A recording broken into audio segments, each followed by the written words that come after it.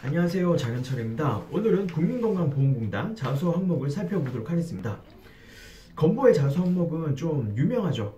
어렵기로 유명합니다. 그리고 매년 바뀌죠.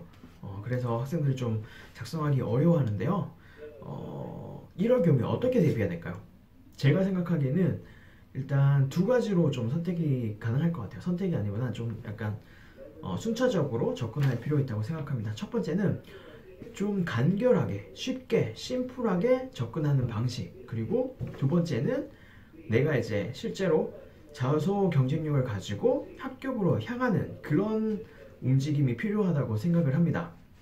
그래서 우선은 쉬운 접근 방식, 심플하게 접근해서 문항이 무엇을 의미하고 있는지, 기본적인 내용을 틀리지 않고 작성할 수 있는지, 업그레이드 할 수 있는 밑바탕을 좀 닦는 작업을 하도록 할게요. 제가 요번에 이제 이시안닷컴에서 영상을 하나 찍었어요. 무슨 영상이라고 했더니 이제 국민건강보험공단 여기 자소를 굉장히 디테일하게 분석을 하고 어떻게 작성하면 좋을지를 얘기하는 강의예요. 강의 시간이 한 4시간, 4시간 조금 더 넘어가는 정도로 찍었고, 그리고 그때 사용된 PPT의 페이지가 168페이지, 가장 많이 준비를 한 게 아닐까라고 생각이 드는데요. 그만큼 자세하고 디테일하게 이제 들어가고 있고 여러분한테 도움을 드리기 위해서 해놨고요. 그래서 그 영상은 영상대로 가고, 이 영상은 그 영상을 약간 소개하면서 좀 심플하게, 그거는 이제 복잡하게 난이도 있게끔 이제 준비한다면, 이거는 심플하게 틀리지 않게 접근하는 방식을 설명하도록 하겠습니다. 오늘 이 영상에 투입할 수 있는 시간이 10분밖에 없거든요. 지금 약간 2분 정도 넘어가고 있는데 시간의 압박을 느끼고 있습니다. 그렇게 할 수밖에 없는 이유가, 그 영상을 찍으면서 계약을 했어요. 관련된 영상을 찍을 때는 협의를 통해서 이제 진행을 한다 했는데, 그 협의가 이번에 된 게 10분 내외로 한다고 그래가지고 10분 정도로 좀 줄여서 얘기를 해야 될 것 같고요. 그 영상에서 좀 자세하게 설명하고 있는데, 학생들이 하도 어렵다 그래갖고 제가 이제 3년치 기존의 영상 같은 경우에는 3년치 자수 항목을 분석한 적이 없죠. 근데 제가 그걸 해냈습니다.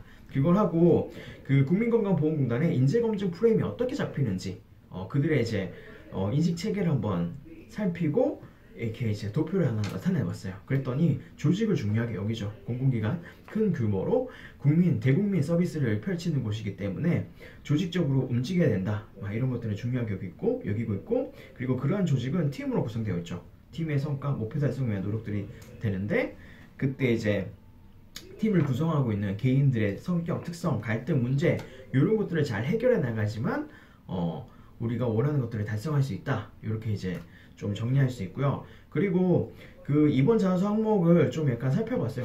이렇게 되게 열심히 준비를 하고, 컴퓨터에는 더 많은 내용들이 있겠죠. 종이도 굉장히 많습니다. 자수 항목을 NCS 지역 추천 능력으로 보통 평가를 하잖아요. 그거를 하는 것도 괜찮은데, 그러니까 약간 여러 가지 항목들이 되어 있어요. 예를 들자면 1번 같은 경우에는 의사소통 능력, 그리고 뭐 자원관리 능력, 뭐 여러 가지를 이렇게 집어넣을 수 있거든요. 집어넣을 수 있어가지고 그렇게 접근하는 방식도 괜찮은데, 여러분 직무지서 보면은 직무 수행 태도라는 게 있어요. 그리고 우리 이제 홈페이지 가면 인재상이 있거든요. 그 두 가지를 가지고 제가 약간 핵심 키워드, 핵심 내용을 가지고 정리를 해봤어요. 그랬더니 지금 한 5가지 카테고리로 이제 묶어지고, 자수 항목은 4개로 묶어지잖아요. 얘네들이 딱 이제 매칭이 돼요. 1번 같은 경우에는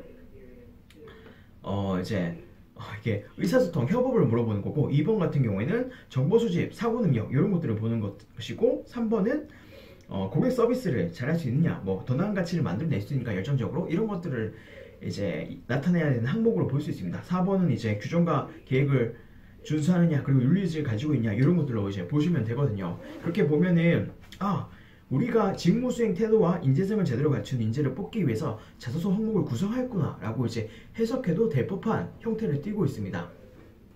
그리고 1번을 볼게요. 1번 보면은 어렵죠. 처음부터 질문이 어려운 업무를 지시받아, 윗사람부터 어려운 업무를 지시받아 이렇게 수행했던 경험을 이야기해 주십시오, 이렇게 쭉 이어갔는데요.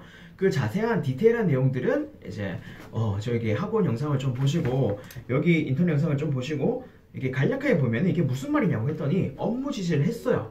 누군가 상사가 윗사람이 지시를 하면은 그때 그의 명확한 의도를 파악하라는 문제예요. 파악한 적이 있냐? 경험으로 얘기해보라 라는 겁니다. 당연히 많겠죠 여러분 경험들. 예를 들자면 선배도 있을 수 있고, 그쵸? 선배도 있을 수 있고, 알바나 이제 인턴 경험 아니면 경력직 같은 거 하신 분 같은 경우는 상사가 있었고, 그리고 교수님도 있으시죠.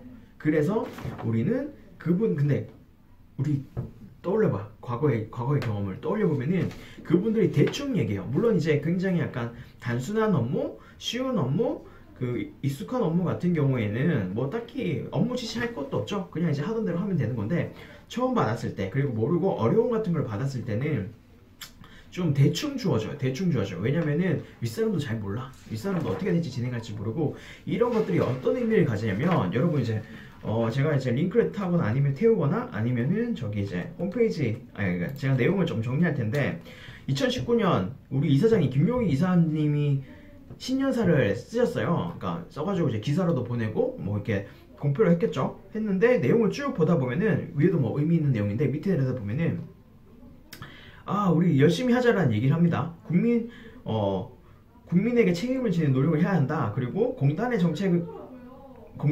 지금 정책을 지원한다고 생각하지 말고 복지부와 함께 정책을 설계해야 된다는 생각으로 많은 아이디어를 냈으면 한다. 그리고 건강한 조직 문화는 동료를 대등한 인격체로 존중하는 인권 경영에서 시작됩니다. 다른 개인의 인간적 권리를 지켜주는 것이 사회생활의 기본 태도이자 직장생활의 바른 태도를 인식하고 서로 인권을 존중하는 조직을 만들도록 노력합시다. 이렇게 얘기를 풀고 있거든요. 그래서 보면은 뭔가 새로 오셔가지고 작년도 이제 초에 오셔가지고 굉장히 뭔가를 새롭게 시도하려는 노력을 하고 있습니다. 그래서 내용을 보시면은 그런 거죠. 근데 이제 잘 몰라. 왜냐면 이제 다른 거 하시다가 이렇게 오신 거죠. 그러니까 건보에 쭉 올라가신 게 아니라 저쪽에서 다른 데서 일을 하다가 건보로 딱 와가지고 사실 잘 몰라. 어떻게 해야 될지. 어떤 비전, 미래상을 가지고 있지만 이것이 구체적으로 어떻게 진행될지는 잘 모르거든요. 그러면은 업무 지시가 모호해질 수 있습니다. 맨 상위 땅에서 모호해지면요, 밑으로 가면 또 모호해지죠. 그럼 어떻게 돼요? 밑에 있는 사람들이 구체화를 시켜야 돼요. 협업 과정이죠. 상위는 이제 전략적인 거를 얘기하고 있다면 하위 단에서는 전술적인 부분들, 구체적인 현실적인 내용들을 이렇게 잘 묶어가지고 위로 버튼업, 이렇게 이제 신년세도 나오고 있어요. 버튼업에 대해서 중요하게 여기고 있다. 토론 문화에 대해서 중요하게 여기고 있다고 얘기를 하고 있는데 그거를 해주셔야 돼요. 그러면은 뭐가 중요하냐면은 버튼업을 올리는데 아무거나 다 올리면 되는 게 아니야. 상사의 기본적인 방향성, 의도를 파악하고 그에 맞는 실행과 노력들을 해야 되거든요. 그런 의미에서 보시면 됩니다. 자, 2번 같은 경우는요, 예상이 적중한 경우가 있냐, 그때 본인이 사용했던 자료와 근거는 무엇이냐를 묻고 있는 거거든요. 그쵸? 이게 좀 일이 잘 되게 만들려면은 정보를 수집하고 생각을 하고 사고를 하고 그리고 전문가로서 성장을 해가지고 이런 것들을 잘 만들어내는데 실제로 그걸 할 수 있는 인재냐, 이런 걸 보는 겁니다. 이거 못하는 인재들 굉장히 많거든요. 쉽지 않아요. 근데 그걸 어느 정도로 여러분들은 할 수 있으며 우리 건보로 왔을 때 잘 적응할 거냐, 훌륭한 인재로 성장해서 기여를 할 거냐, 이런 거를 보겠다는 얘기입니다. 관련된 게 있겠죠 여러분. 예상 저쪽에 해본 적 없나요? 있죠? 있을 겁니다. 뭐 이제 사소한 것도 괜찮아요. 뭐 누가 우승했는지, 예를 들어 뭐 축구 경기라든지 아니면 e스포츠 경기를 했어. 그런 걸 했을 때 누가 이길지, 아니면은 아이돌 가수가 누가 1등을 할지, 이런 것들에 대한 어떤 분석, 근거, 자료 있을 수 있겠죠. 물론 업무 관련, 직무 관련 내용일수록 더 좋습니다. 그게 베스트고요. 없을 경우에 쉽게 접근하는 방식에 대해서 역량 중심적으로만 표현하는 그런 것들에 대해서 얘기를 한 거고요. 업무 중심적, 직무 중심적, 회사 중심적, 이런 것들로 가시는 게 맞습니다. 자, 3번 소속 조직 장점을 보고 그것을 더 발전시키기 위한 기여를 어떻게 했느냐, 이런 겁니다. 그쵸? 더 나은 무엇을 만들어낼 수 있는가, 개인뿐만 아니라 조직에 대하여, 이렇게 보시면 되고요. 4번 규정 원칙을 어기는 상황이에요. 많은 사람들이 쭉 어기고 있어. 그거를 개선하려는 노력 어떻게 할 것이냐, 이런 문제입니다. 제가 원하는 거는 솔선수범을 하는 게 바람직하죠. 바람직하고 이로부터 사람들의 이제 동조, 감화, 이런 것들을 기반으로 풀어나가는 것이 필요하다고 생각을 합니다. 그쵸? 시스템적인 구축, 시스템적인 변화, 이런 것들도 이제 만들어 가면 좋은데, 기본적으로는요, 원래 지키기로 했던 것들이 왜 그러했는 것도 아셔야 되고, 그리고 왜 사람들이 어기면은 안 되는지 이런 것에 대한 이해가 충분히 있는 다음에, 근데 이제 그 제도라는 것이 현실을 따라가지 못한다, 좀 느리게 변하고 있을 때 같은 경우에만 이제 변화를 시키는 것이 맞다라고 보시면 됩니다. 네, 그쵸. 시간이 너무 빨리 가네요. 예. 그래서 지금 한 10분이 지났고 한 2분 정도로 더 해도 괜찮겠죠. 예. 2분에서 5분 정도 해도 괜찮을 것 같다는 생각이 들어가지고 어떤 내용을 할까요? 자, 그렇게 작성을 하시면 돼요. 그렇게 작성하시고 어떤 식으로 표현하면 여러분 스타라는 방식, 상황, 임무, 활동, 결과 이거를 보셔야 되고, 이런 형태로 경험을 서술하시면 돼요. 내가 아까 말했던 위에 이제 어떤 상황에서 무엇을 했는지에 대해서. 근데 포인트는 여러분들이 이제 상황과 활동에 좀 초점을 맞추시는 게 좋습니다. 여기서도 1번 같은 경우에도 어려운 업무를 받았던 게 상황이 심화된 거죠. 위로부터 상사로부터 어떤 일을 맡았는데 그게 어려웠어. 그 어려움을 극복하고 잘했는 게 의미가 있기 때문에 그렇게 보셔야 되고요. 그리고 구체적으로 내가 뭐 했는지가 중요합니다.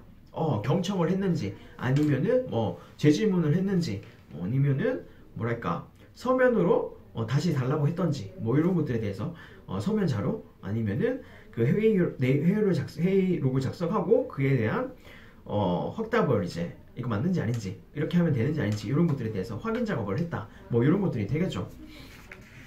그렇게 보시면 되고요. 나머지도 마찬가지입니다. 상황이 얼마나 어려웠고 중요했는지 이런 것들에 대해서 언급했을 때 여러분들이 좀 더 가치 있는 노력들을 했다고 보실 수 있을 겁니다. 예. 그리고 그러니까 그러니까 그 내용들을 구성하는 세부적인 내용들이 제가 말했던 아까 저 이제 4시간 조금 더 찍었던, 한 5시간 정도 찍었나 모르겠는데 그 정도 찍었던 168페이지 PPT에 꽉 차 있어요. 꽉 차 있고, 여러분들이 뭐 또 추가적으로 저와 이제 컨설팅을 하고 싶다, 워크숍을 하고 싶다 같은 경우에는 여기 이제 카톡 주소, 메일 주소로 연락 주시면 될 것 같습니다. 관련된 자료는 제가 이제 홈페이지나 카페 이렇게 여기다가 이제 올려드릴게요. 저 이제 원 강의에 학원 인터넷 강의에 찍었던 건 다 올려드릴 수는 없고, 제가 이제 새롭게 만든, 그리고 이제 원래 있던 거에서 약간 좀 빼가지고 이제 작성하도록 하겠습니다. 그거 보시고 여러분 도움 되시길 바라고요. 화이팅 하십시오. 여러분 이제 노력하는 만큼 더 좋은 금융을 만들 수 있다고 생각합니다. 네, 화이팅이요.